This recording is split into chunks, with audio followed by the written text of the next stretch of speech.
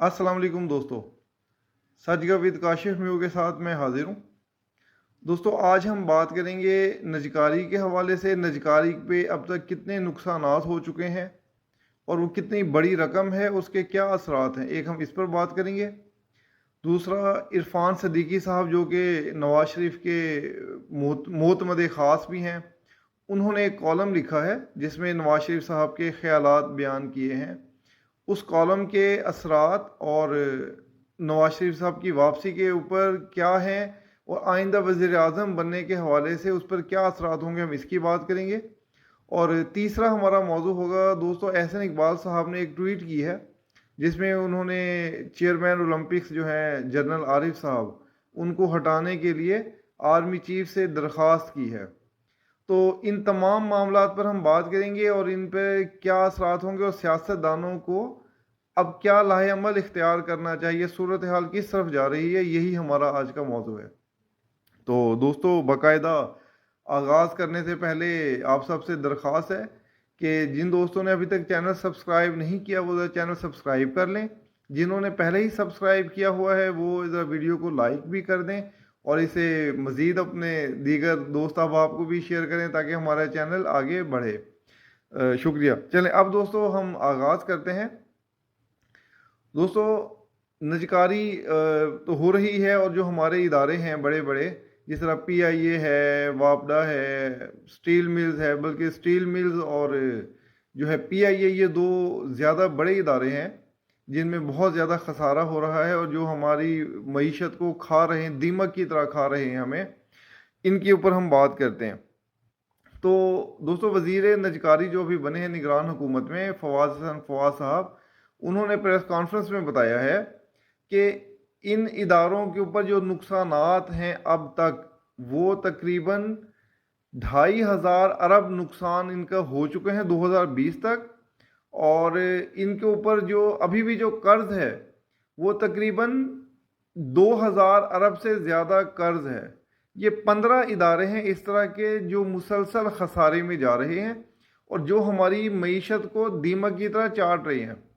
तो ये दोस्तों इतनी बड़ी रकम है, आप सुनकर बहुत हैरान होंगे कि ये इतनी बड़ी रकम जो हमने इन इदारों के नुकसान में ज़ाया की है, यानी ये हमारी GDP का 7% पे मुश्तमिल है।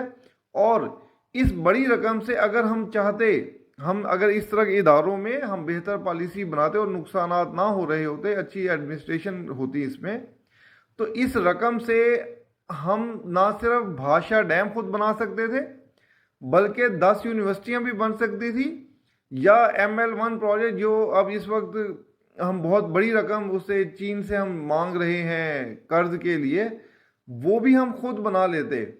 तो दोस्तों, ये बहुत बड़ा लम्हा फिक्रिया है हमारे लिए कि हम अपनी गलत पॉलिसियों की वजह से, हमारी गलत एडमिनिस्ट्रेशन की वजह से हम अपने नुकसान दर नुकसान कर रहे हैं और बेहतरी की तरफ आ ही नहीं रहे।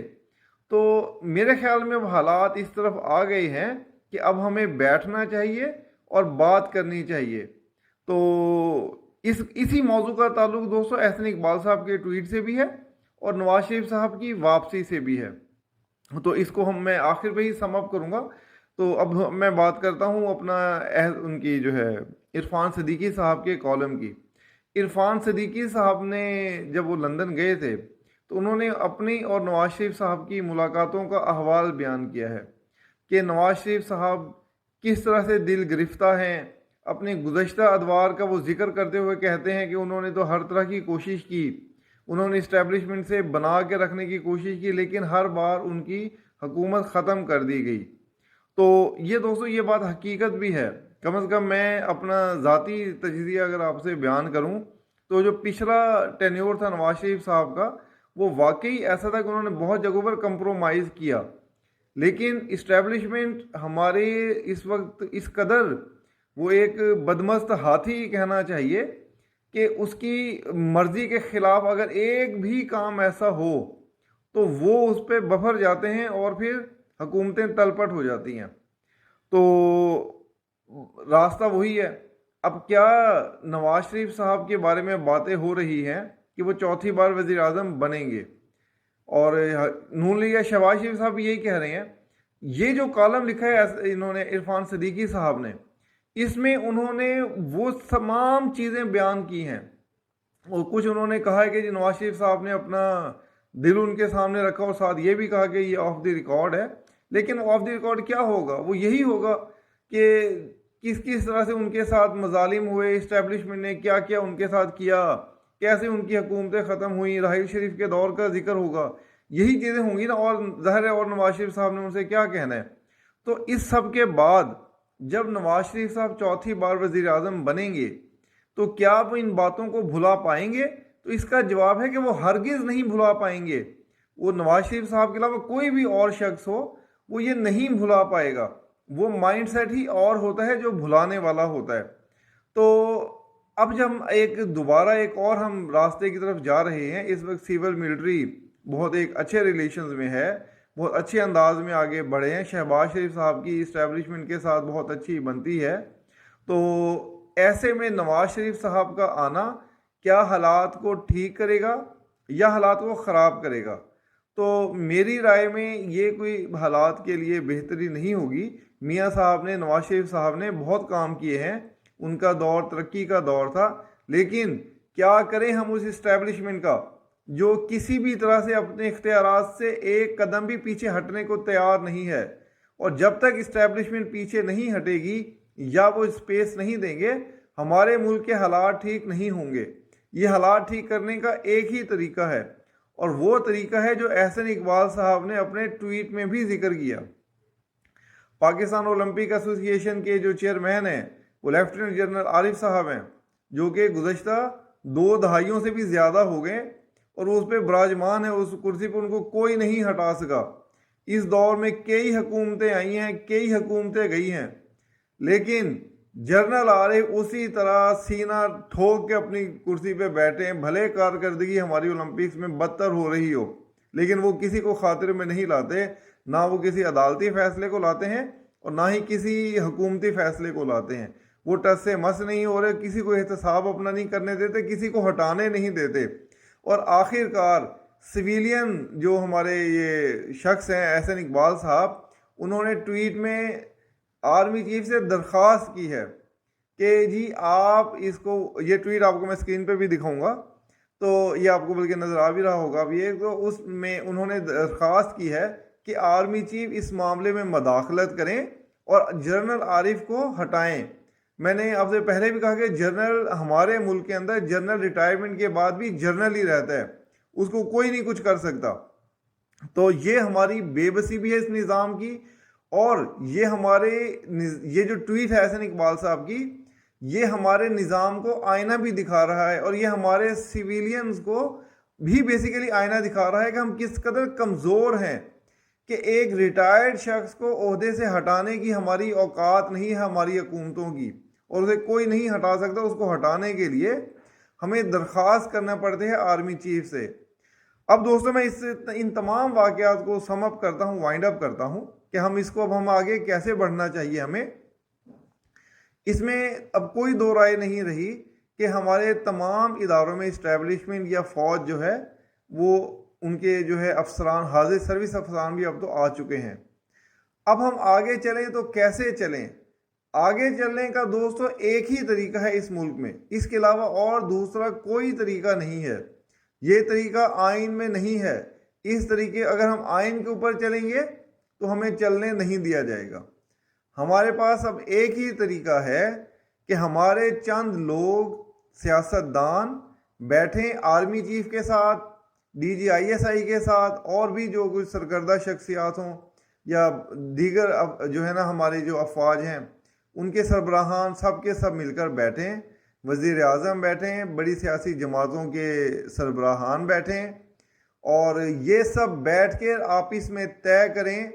एक दफ़ा फ़ौज से पूछ लिया जाए कि आपको क्या क्या चाहिए, आपको कहाँ कहाँ पर क्या क्या मुराद चाहिए, कौन कौन सी आपको सीटें चाहिए, वो सीटें उनको एक बार दे दें। एक बार ये तय कर लें कि आप कितने अरसे में इस मुल्क के मामलात को ठीक कर सकते हैं। जो फरीक ये दावा करता है, यकीनन इस्टेब्लिशमेंट ही दावा करती है कि वो मुल्क के सबसे ज़्यादा बड़े वफादार हैं और उनको सबसे ज़्यादा इस मुल्क की फ़िक्र है, تو آپ ان سے ہی طے کر لیں کہ آپ ان معاملات کو کتنے عرصے میں ٹھیک کر دیں گے، اور سیاست دان ان کو اپنی حمایت دیں۔ جس طرح مارشل لاء میں ہوتا ہے، کچھ جماعتیں تو ہوتی ہیں، کچھ جماعتیں نہیں ہوتی، لیکن اب یہ بہت سنجیدگی سے اس پر غور کرنے کی ضرورت ہے کہ تمام سیاست دان افواج کے ساتھ بیٹھیں، آرمی چیف کے ساتھ بیٹھیں، اسٹیبلشمنٹ بھی ہو، اس میں عدلیہ بھی ہو، اور ایک آپ روڈ میپ بنائیں۔ جن اداروں کی نجکاری کرنی ہو ان کی نجکاری کریں، جو جہاں پہ ترقی کی گنجائش ہے وہ مواقع میں مل کر کام کریں، جہاں فوج کی آپ کو حمایت ہو وہاں پر حمایت لیں۔ ڈالر کے معاملے میں فوج نے کر کے بھی دکھایا ہے، سویلینز بھی کر سکتے تھے لیکن انہیں کرنے نہیں دیتے، سیدھی سی بات ہے۔ تو اگر فوج ہی کرنا چاہتی ہے آپ ان کو کرنے دیں، ان کو بٹھائیں اور اس ملک کو آگے بڑھانے کا راستہ طے کریں۔ دوستو یہی طریقہ ہے جس سے ہم آگے بڑھ سکتے ہیں، اس کے علاوہ اور دوسرا کوئی طریقہ نہیں ہے۔ اگر ہم آئین کی بات کریں گے کہ آئین میں تو یہ ہے یہ نہیں ہے، تو یہی کھینچا تانی اور رسہ کشی چلتی رہے گی۔ تو آخری اور واحد حل یہی ہے، اسی سے ہم تیزی سے آگے بڑھ سکیں گے کہ جو فوج کو چاہیے وہ آپ دیں، جن محکموں میں وہ آنا چاہتے ہیں آپ انہیں آنے دیں، انہیں آپ بٹھائیں، ان کے ساتھ بیٹھ کے بات کریں اور اس ملک کو آگے لے کے چلیں۔ نواز شریف صاحب نے بہت خدمت کی ہے ملک کی، اب وہ عمر میں بھی کافی بڑھ چکے ہیں، اب بہتر ہے کہ وہ شہباز شریف صاحب کو موقع دیں۔ اگر شہباز شریف صاحب کو لانا چاہتی ہے اسٹیبلشمنٹ، وہ چاہتے ہیں کہ وہ شہباز شریف کے ساتھ کام کرنا چاہتے ہیں، تو انہیں شہباز شریف کے ساتھ کام کرنے دیں۔ خدا را اس ملک کو آگے چلنے دیں، یہ ملک رہے گا تبھی ہم رہیں گے۔ ایک بار یہ تجربہ بھی ایک اور تجربہ کر لیں آخری، تو میرے خیال میں اس کے پہ اچھے اثرات ہوں گے۔ تو دوستو یہی تھی آج کی گزارشات، یہی روڈ میپ ہے۔ تو آپ کمنٹس میں ضرور بتائیے گا کہ آپ کو کیسا لگا یہ آج کا پروگرام۔ تو دوستو اپنا بہت سا خیال رکھیے گا، اس کے ساتھ ہی مجھے اجازت دیجیے اور شکریہ، اللہ حافظ۔